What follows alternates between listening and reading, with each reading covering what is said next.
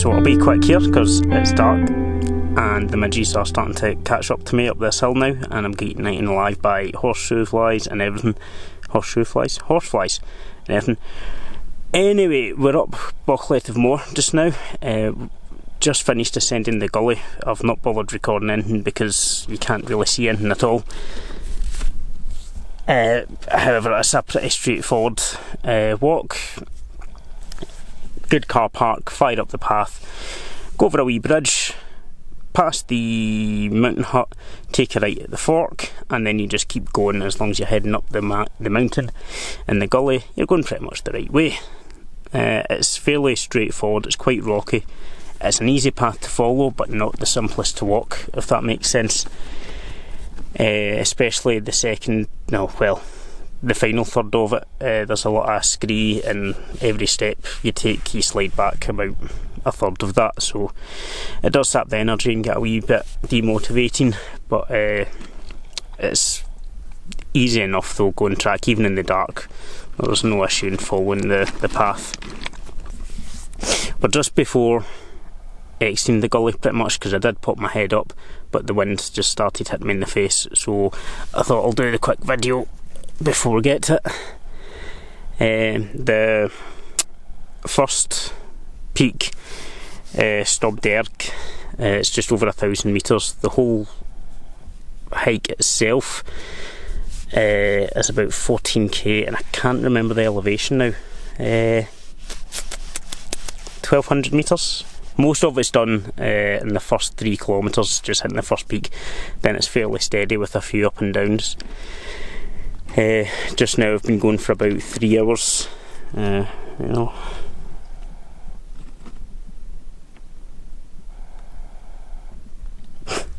Just now I've been going for about 1 hour and 40 minutes. Felt like 3 hours for some reason.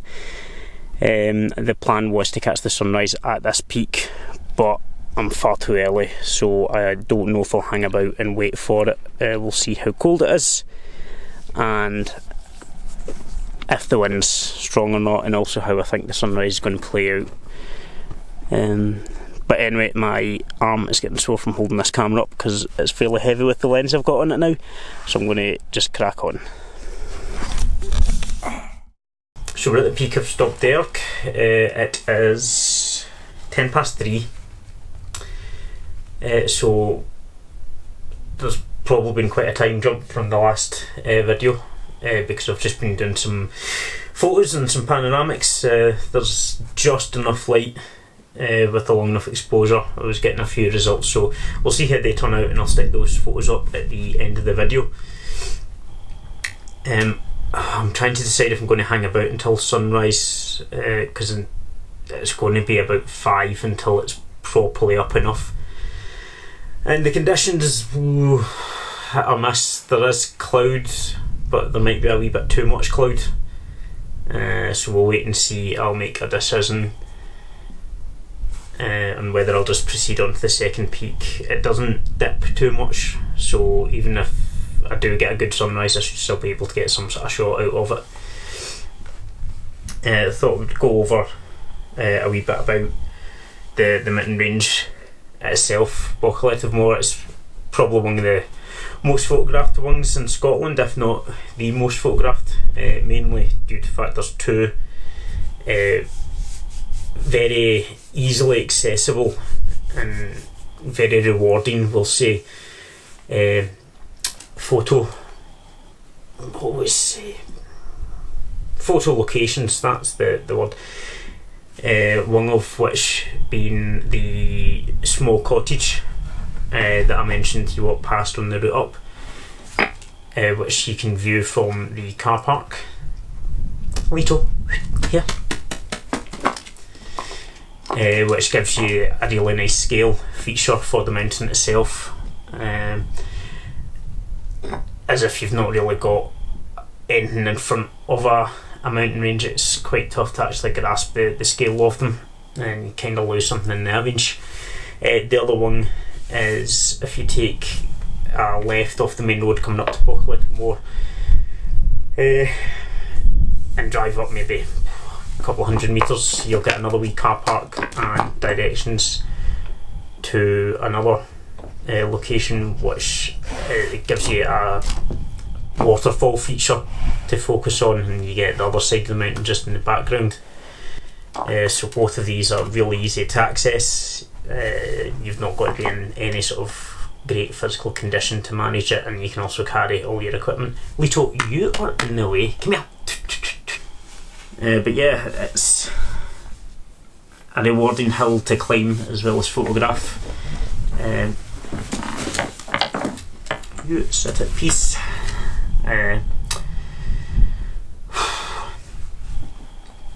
It's a rewarding hill to climb as well as photograph. It's the style of hill when you hit the top that I quite like, where it's got quite a lot of rock features, but the hill itself feels quite barren and rugged, so do the surrounding ones, and it's nice rocky peaks that you're looking at over, rather than some of the ones you get are quite flat grassy plains and there's nothing really for your eyes to enjoy.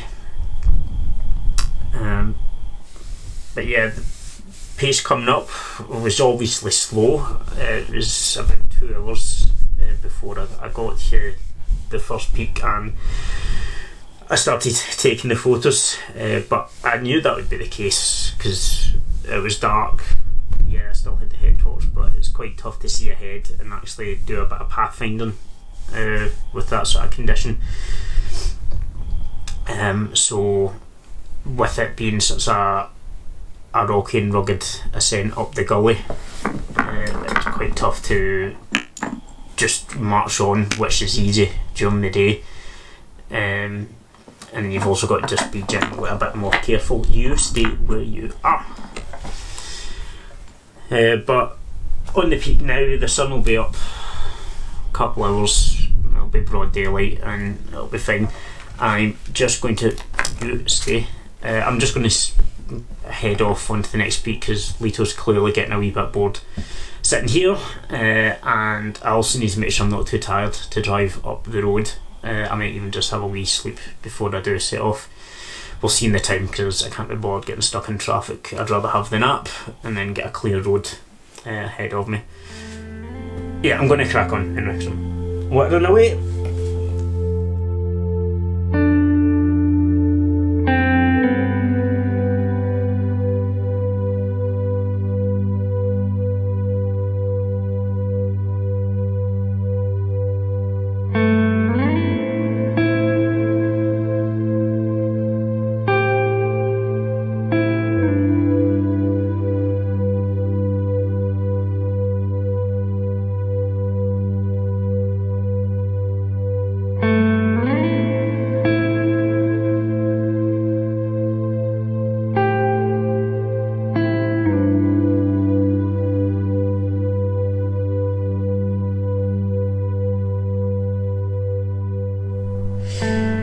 That's us at the top of Stopna Broch, don't know how you pronounce it. It's about 4 hours now. That's us 8 kilometres. So over halfway. It's a wee bit of a shorter return.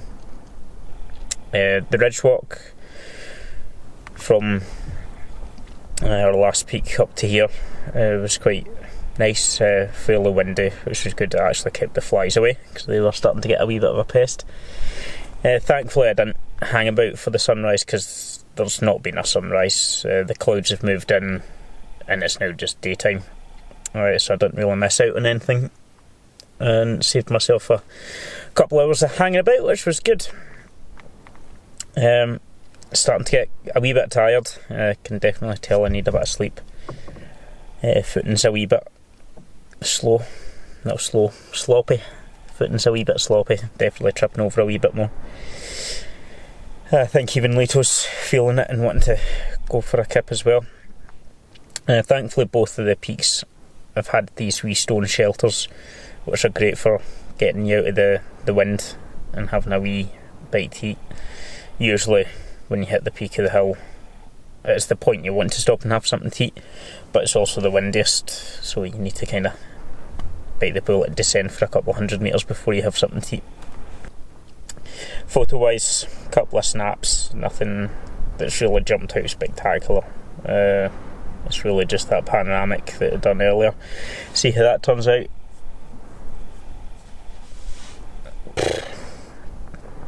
The hike itself's been nice. It's been quite clammy and sweaty, obviously, just with the way the weather's been. But it's been a nice hike. It is a tough one.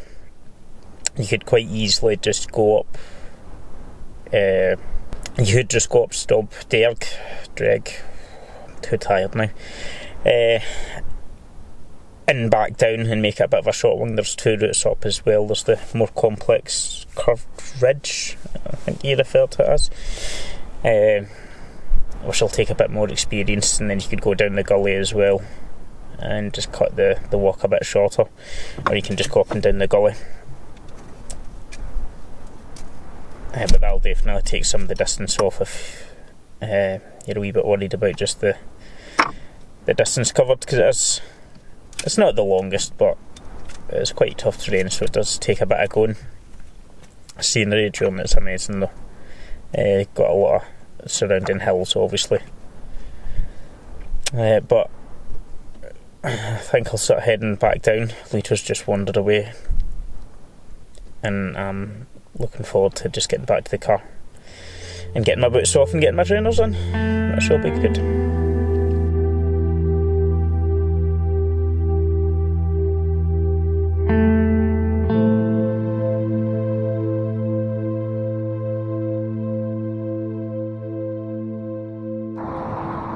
So I've got the sun behind the camera so that you can see me, but I can't really see what's going on now.